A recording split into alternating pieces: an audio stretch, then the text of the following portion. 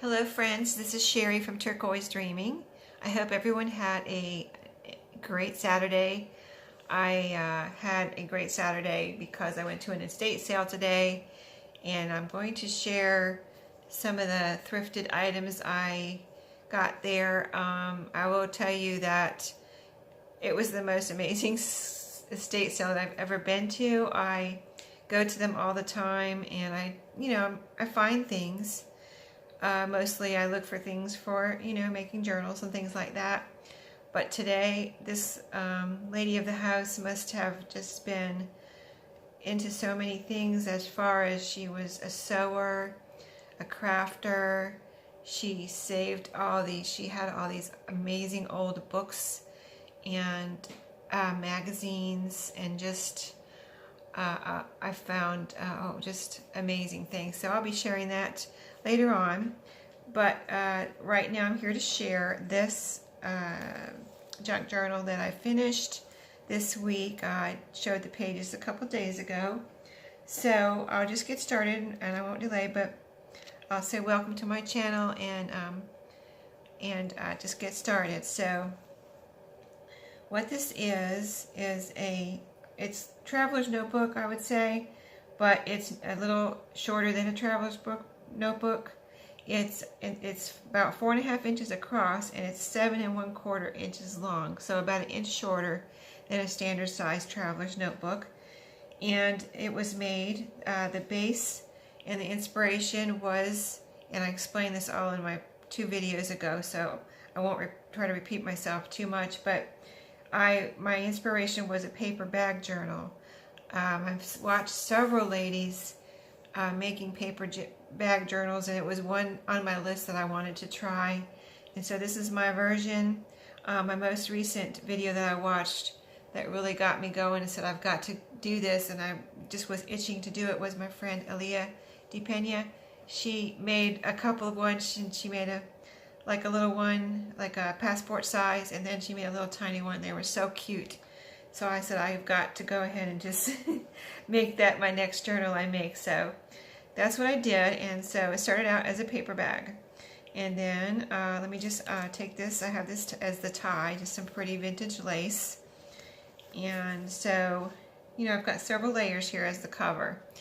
And on the cover you'll see this vintage trim here. It's a wide trim that wraps around, and everything's sewn on.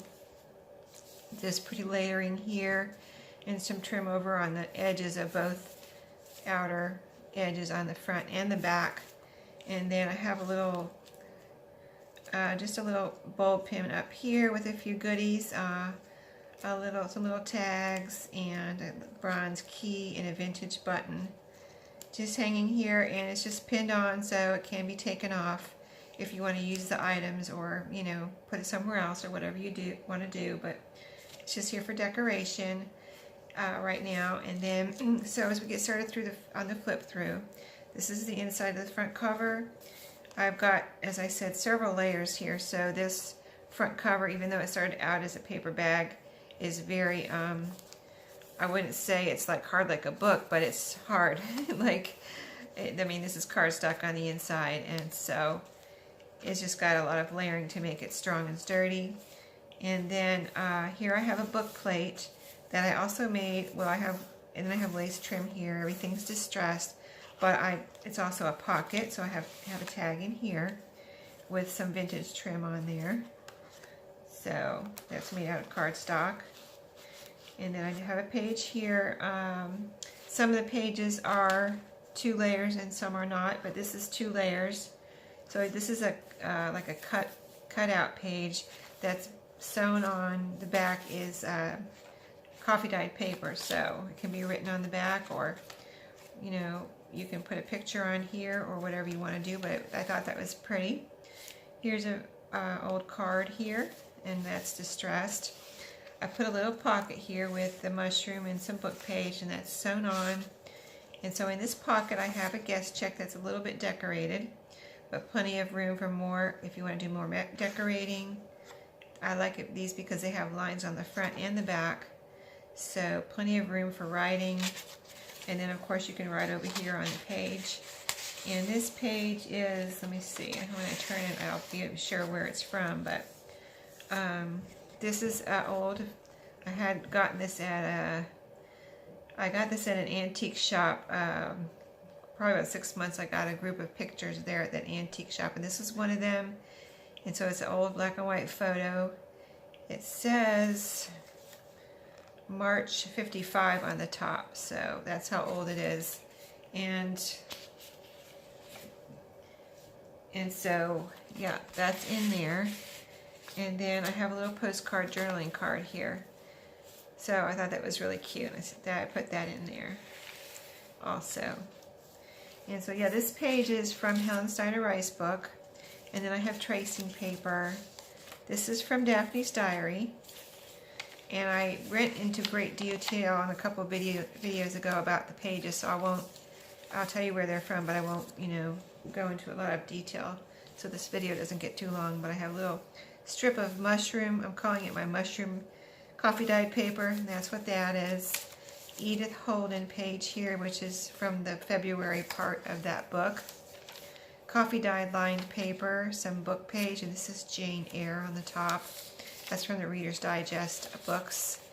This is a coffee dyed receipt, and this is ice cream wholesale and retail. And it has, I don't think it shows up in the camera, but it has, over the coffee dyeing, it has red and blue lines, which are really pretty. If you can't see it in the camera, it's actually very pretty. Some pattern, this is not the tissue, but the paper part of the pattern right here. Some more Daphne's Diary with a pocket. I put a pocket on this one. This is a piece of like muslin type material, and I've rubber stamped on a dragonfly here and made that fabric into a pocket. And I've got I showed it in a video last night, I made some winged people. Just a fun thing I did this week, and so I've got one of my winged people in here for you. I thought she looked cute in that pocket. And this is cardstock here, double-sided. I've got a burlap and lace pocket sewn on here. And then, let's see, I didn't stick anything in there yet. I'll have to see if I can stick something in there. But yeah, that is a pocket there. Got a ledger cut off, piece of ledger cut off there. And in here I have, let's see, some cut off from my coffee dyed paper, and yeah, there's 2 shades of coffee dyed paper in there. And that's a doily pocket. And then I have a little another Tim Holtz paper doll, and a couple of well, actually there's 3 tags here, and they're tied together. They can be taken apart and written on and used to decorate your journal, or whatever you want to do with those. Got one of my little coffee dyed mushrooms over here, and this is lined coffee dyed paper, and this is from one of my flower books, like a flower guide book right here. Coffee dyed paper, some map, and here I have an envelope. This is the envelope that goes with that card. It matches. You can see it's lined with the same pattern of kind of a floral design. And then here I have a little bead dangle paper clip, and then just one of my letters that I had coffee dyed to have fun with. You can tear it up and use it in layering. You can write all over the back and just use it for journaling. Whatever you want to do just to have fun with that. So that's in there. I thought that was cool to have a letter in this envelope, since it's an envelope. And that's one of my hand-torn edge papers. Okay, here I've got a coffee dyed piece of paper with I put a little brad up here with a little tag, which I think is cute. It's that little punch out, I think that was a punch out tag in one of my kits. And a book page from, let's see, what is that from? I think that's also from the flower book. When I get to the other side, I'll know for sure, and I'll tell you if I'm wrong. And then this is another one of my coffee dyed receipts, and this one had like writing on it, so this one I thought was cool. And then we're at the middle, and these are, just to remind you, these are all hand torn, these receipt pages and letter pages. So I made 2 pockets here that are sewn on, and I've got a couple of little beads on the strings. I've got 2 beads on each one in this one. And I thought they were I wanted it to be real pretty in the middle and have a little bit of color. And this is, my overall look here for this journal was the natural look, but I don't know if you've noticed, but I've had a little bit of color here and there, and I think it's really the perfect amount of color in here. It just came out so pretty. And so this is, I've got a couple little things I stuck on here, a label and a little, this is a number 5, and this guest check is the regular green, like greenish guest check, but I dyed it pink. I have several that I've dyed pink, so I put one of the pink ones in here, and I think those came out really cool. It's got some shading there, so really neat on those. And then I have a couple of journaling cards here. This is a Rolodex card with lines on the front and back, so that's a little different. Usually I see them blank. And this is a typewriter journaling card. And then over here I showed this little booklet last night that I made out of half of a time card, so I won't go into too much detail. But it's everything's sewn in. I put some layering here, and it has pages that are coffee dyed paper. I've got a little label here and two journaling cards, one in the front pocket and one in the back pocket. So just a fun little thing I stuck in here as I was experimenting with my time cards. And then these are British score paper, score pad paper. This is a receipt, and this is also from an old receipt book. So those are all original vintage ephemera. And I've got a little hand here. I thought that was cute to put there on that ledger look pocket. And oh, this is from a bird book. Okay, this is that page. I wasn't sure what it was from. This has got birds over here, so this is the bird book. And then I've got coffee dyed paper here with some more of my mushroom coffee dyed paper there as decoration. The flap from the envelope, which you can glue this down if you want a little bit and make a tuck spot, or just leave it like that and write on it, or you know, whatever you want to do there. Matte paper. So we're on the back half, you know, more flower page. The back half of the doily with the pocket. In here I have, this is a recipe. All the recipes are recipes I've gotten at like different thrift stores and things that are from, you know, I've bought recipe books with people's recipes that, you know, like at estate sales and things like that. So these are all original recipes from people's cookbooks, old recipes. That one was probably printed out and possibly printed out. And this is a handwritten one, which I think is really cool. This lady wrote all over this little piece of paper that she had in her cookbook, and this side is red, and she's got some notes over here in black. And then she's got really, I love seeing the different handwriting and stuff, and hamburger noodle casserole, and just really cool. I love stuff like that, so I stuck a piece of that in here. And this is a little game card with a koala bear. Just something fun. Gotta have some fun stuff in there, some silly stuff. This doily is coffee dyed, and then this is the page that is the cardstock double-sided, and then I have a little notepad here that is held on by this double-sided metal prong, which on the other side of it is a piece of cardstock that flips up. So really cool there. And then this is the Daphne's Diary page. The other half of the pattern page, which I did a little collage on here since it was sewing related, and just put a little piece of trim there and a pin, so I thought that went well with the sewing theme of that page. There's a black pin here and a vintage black button. Music paper on the bottom. This is the other side of the receipt with a sewn on pocket. In here I've got an old postcard, and this is from 1957.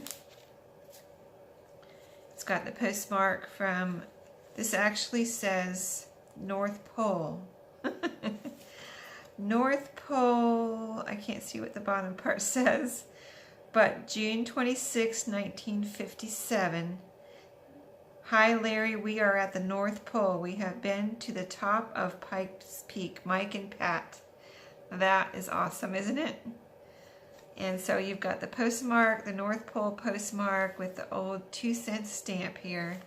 And this is a picture of, I don't know what, it doesn't, does it say what it is? Yeah. Santa and his helpers showing visitors the real ice on the North Pole at Santa's workshop. That's what it says on the back. Cascade, Colorado, at the what is that, foot of Pikes Peak. So now it's confusing. Are they at the North Pole, or are they in Colorado? I don't get it. I don't understand. They must be in Colorado. Why are they saying they're in the North Pole? There's a place that's called the North Pole, maybe in Colorado.